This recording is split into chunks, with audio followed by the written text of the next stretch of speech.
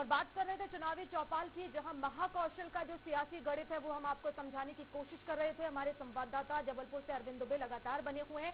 छिंदवाड़ा से हमारे साथ सुदेश नागवंशी जुड़ गए हैं। चलिए छिंदवाड़ा का हम समीकरण समझ लेते हैं। सुदेश, छिंदवाड़ा में क्योंकि काफी हाई प्रोफाइल ये सीट है, बीजेपी ने यहाँ से बंटी साहू को मैदान में उतारा है, तो दूसरी तरफ कमलनाथ, मुकाबला दिलचस्प है।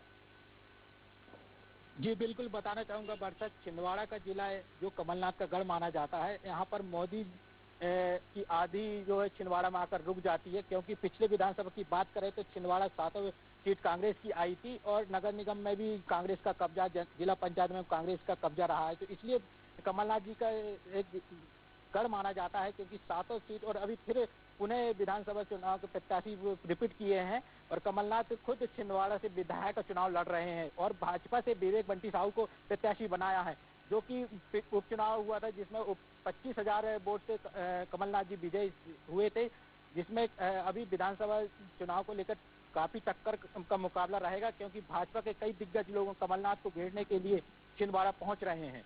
जी बिल्कुल सुदेश, लेकिन बड़ा चेहरा यहाँ पर कमलनाथ है और जैसा कि आपने बताया कि उपचुनाव में महज 25,000 वोटों से जीते थे कमलनाथ, तो ऐसी बड़ी चुनौती यहाँ पर कांग्रेस के सामने भी है। फिलहाल किसके पक्ष में माहौल बनता हुआ नजर आ रहा है?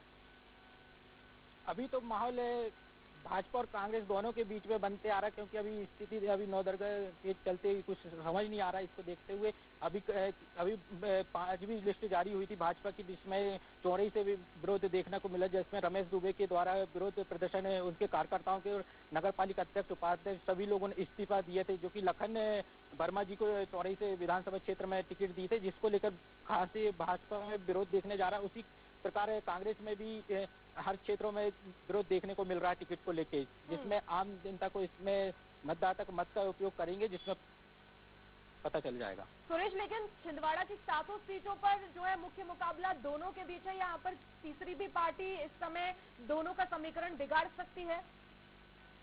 जी बिल्कुल, बताना चाहूंगा अमरवाड़ा विधानसभा में गोंडवाना गणतंत्र पार्टी का त्रिकोणीय मुकाबला होता कि भाजपा कांग्रेस और गोंडवाना के बीच मुकाबला होता, लेकिन गोंडवाना का मुकाबला इस ओर दिखाई नहीं दे रहा, क्योंकि गोंडवाना के राष्ट्रीय अध्यक्ष जो कि मोनिका भट्टी थी, जो भाजपा में शामिल होकर भाजपा ने विधायक प्रत्याशी बनाया है उनको इस ओर। और अमरवाड़ा विधानसभा की बात करें तो त्रिकोणीय मुकाबला होता था, जिसमें कांग्रेस से अभी 2 बार से विधायक, यहाँ पंचवर्षीय से विधायक राजा कमलेश शाह, उन्हें कमलनाथ जी ने पुनः रिपीट विधायक प्रत्याशी बनाया है।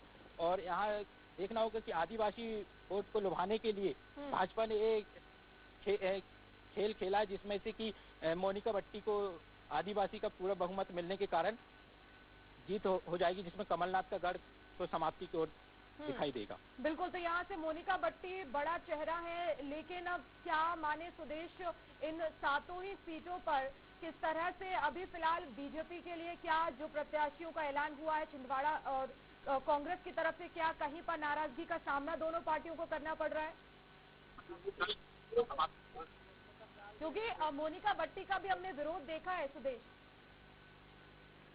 का भी बहुत देखने को मिला, जहाँ की उत्तम ठाकुर और उनके सभी कार्यकर्ताओं ने हिंदू और रामायण जलाने की बात को लेकर भी विरोध, सनातन धर्म के बारे में भी बताया गया था, जिसमें विरोध देखने को मिला। लेकिन ऐसा विरोध अब शांत दिखाई दे रहा, क्योंकि आला नेता लोग आए हुए थे, जिसमें सभी को समझाई दिए थे नेता लोगों ने। टक्कर का है, देखना होगा 3 दिसंबर को नतीजे क्या कुछ कहेंगे। बने रहिएगा, अरविंद जी हमारे साथ लगातार बने हुए हैं।